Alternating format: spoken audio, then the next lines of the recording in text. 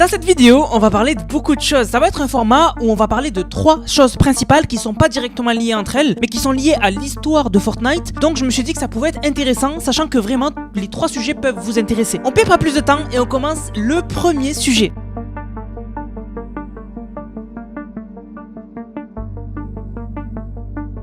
On commence tout d'abord avec la théorie du portail et les découvertes récentes de la communauté Fortnite. Vous le savez, la communauté Fortnite parle beaucoup sur Twitter, etc. Et en fait, des fois, on découvre des choses qui sont assez incroyables, etc., etc. Et on a découvert quelque chose qui est vraiment intéressant et qui montre que Daigo, et donc celui qui contrôle Daigo, eh bien, il est encore plus lié à l'ultime réalité qu'on le pense. Comme vous le savez, Daigo, d'après Fortnite, est en train de récupérer l'énergie de l'île pour en faire quelque chose. Sûrement pour activer un portail ou quoi que ce soit. C'est Fortnite qui le disent eux-mêmes dans le blog du jeu. Et on a remarqué bien sûr depuis le début de la saison que Daigo, juste en dessous de lui, il y a un portail qui est en train de récupérer l'énergie, on a l'impression. En fait, c'est un portail qui n'est pas entièrement fini, mais ça ressemble beaucoup à un portail. Aussi, on avait remarqué que le portail est aligné avec chacun des mégalithes qu'il y a autour du domaine des démons. Et bien sûr, dans des vidéos récentes, je vous invite à aller les voir, et bien on avait fait le lien entre Daigo et l'ultime réalité, et on avait dit que le monde des âmes est complètement lié à l'ultime réalité. Juste quand on regarde les mégalithes, on voit que les losanges qu'il y a dessus, c'est clairement une référence à l'ultime réalité dont le logo est un losange, et d'ailleurs même leur énergie violette fait penser à l'ultime réalité, au cube, etc. Donc on avait fait la théorie que du coup l'ultime réalité, donc les aliens, étaient en lien avec Daigo et le monde des âmes. On avait encore plus accentué ça en faisant le lien avec Lego Fortnite qui du coup est hyper lié au Battle Royale, puisque ce qui se passe dans le BR se passe en même temps dans Lego Expédition, mais aussi dans Lego Odyssey. Mais maintenant on a découvert quelque chose de dingue. Pour ceux qui ne le savent pas, récemment dans Lego Odyssey, pas dans le nouveau mode Lego Expédition, dans Lego Odyssey, on avait eu une dernière grosse mise à jour, c'était la mise à jour du roi de la tempête. En fait, on pouvait aller affronter le roi de la tempête après plusieurs quêtes, etc. Il y avait carrément une toute nouvelle zone. Et en fait, pour ceux qui ont fait ça, vous avez peut-être remarqué que pour aller battre le roi de la tempête, il faut activer un portail qui est désactivé. Et quand on l'active, en fait, on se rend compte que le portail activé, donc réparé, ressemble énormément au portail en dessous de Daigo. Et ce portail, quand on le prend, nous ramène au roi de la tempête. Autre chose, on a remarqué cette chose très bizarre au-dessus du domaine des démons, qu'il y a des nuages qui s'assemblent. Et vous le savez très bien, le roi de la tempête, il crée la tempête, donc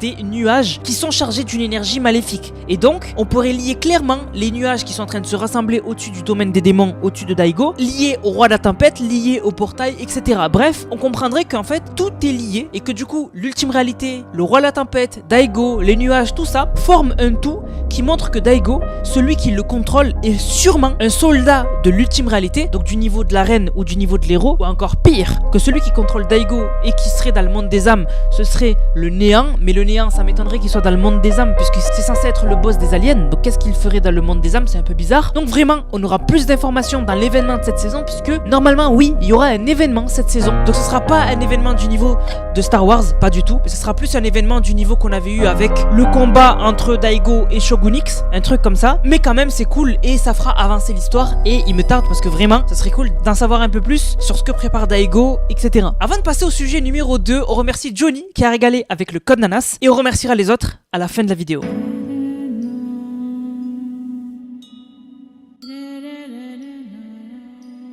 C'est pas le seul secret qu'on a découvert récemment sur l'histoire de Fortnite, puisque récemment on a eu les premiers concepts images du chapitre 4. Donc en fait c'est les dessins qu'a fait Fortnite par des studios avant de commencer à créer le chapitre 4. Donc ils font toujours des dessins pour avoir un peu l'idée de à quoi ça va ressembler et après ils font la 3D. Et en fait lors de ces dessins, Fortnite ils donnent des indications aux studios. Ils vont leur dire on veut ça, on veut ça, on veut ça, et le studio qui s'occupe des dessins, leur font les dessins. Et en fait on a remarqué que dans les premiers dessins du chapitre 4, on a des choses qui ont été complètement modifiées et qu'on n'a pas eu dans le chapitre 4. Première chose, on a l'intemporel qui du coup devait avoir des cornes. Et ça, on l'a pas eu. L'intemporel n'avait pas de cornes. Donc c'était plutôt son casque qui devait avoir des cornes. Nous, l'intemporel, son casque n'avait rien à voir. Il avait des sortes de choses qui autour de son casque, mais ça n'a rien à voir avec des cornes. Mais la chose la plus importante, c'est qu'on a découvert des dessins d'un arbre. Mais pas n'importe quel arbre.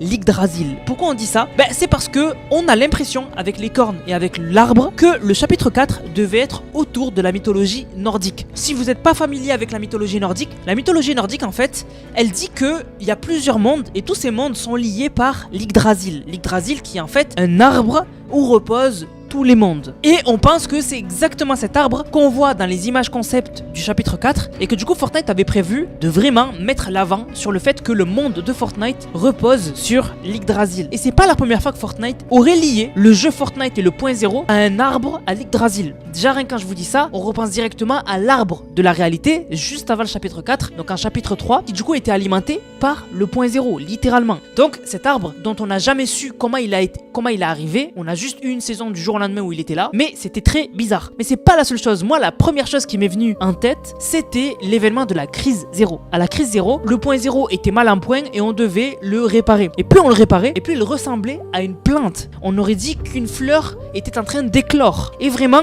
ça aurait été logique que, après nous avoir introduit un peu ce truc-là du point zéro qui serait une graine, la graine peut-être d'une fleur ou d'un arbre, que dans le chapitre 3, on aurait l'arbre de la réalité créé à partir du point zéro, et qu'après en chapitre 4, on aurait eu carrément la révélation de l'Yggdrasil, ça aurait été très logique. Mais Fortnite ont l'air d'avoir abandonné tout ça, et au final, le chapitre 4 n'a pas du tout mentionné la mythologie nordique. Mais en tout cas, ça nous a choqué de voir ça, et vraiment, ça prouve que Fortnite, des fois, ils ont vraiment des projets sur l'histoire, et au final, ils enlèvent des gros morceaux, parce que dans le chapitre 4, finalement, on n'a pas du tout eu de lien avec un arbre, la mythologie nordique ou quoi que ce soit.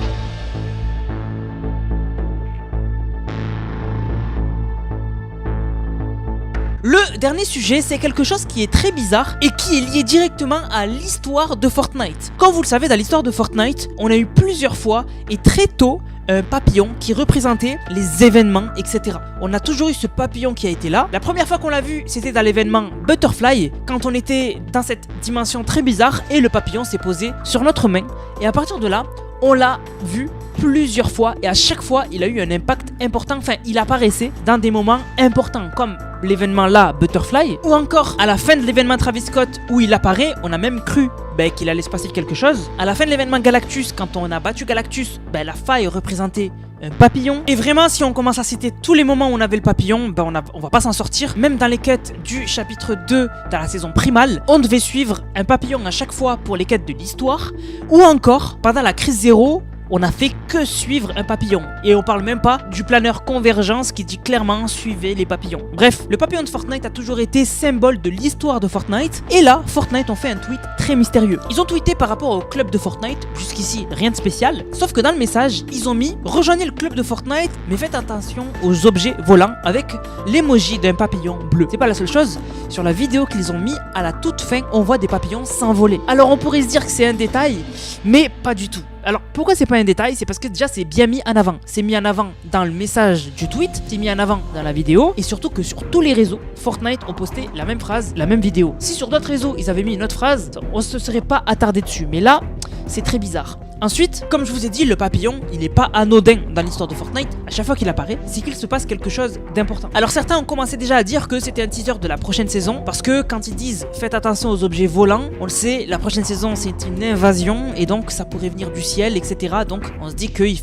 teasent déjà, mais ça m'étonnerait. Vraiment pour moi, ils sont en train de teaser une amélioration du club de Fortnite. Je vois pas trop laquelle. Le club de Fortnite est déjà assez incroyable, puisqu'on a tous les passes de combat de Fortnite, plus 1000 V-Bucks par mois, plus un skin gratuit par mois, etc., etc. Donc je sais pas trop qu'est-ce qu'ils peuvent améliorer encore. Peut-être avoir des skins à l'avance, pouvoir tester des skins de la boutique avant de les acheter. Je sais pas trop. Mais surtout je vois pas c'est quoi le lien avec le papillon. Je vois pas c'est quoi le lien avec le papillon qui représente l'histoire de Fortnite. Donc comme vous le voyez, c'est très mystérieux et c'est pour ça que ça a sa place dans la vidéo d'aujourd'hui. Du coup la famille, j'espère que la vidéo vous a plu. Dites-moi si vous aimez ça quand on fait une vidéo sur l'histoire de Fortnite mais qu'on n'a pas juste un sujet mais plusieurs sujets mais qui sont liés à l'histoire de Fortnite. Bien sûr, on va remercier ceux qui ont utilisé le code NANAS. Je vous rappelle, code NANAS dans la boutique Fortnite, NANASS.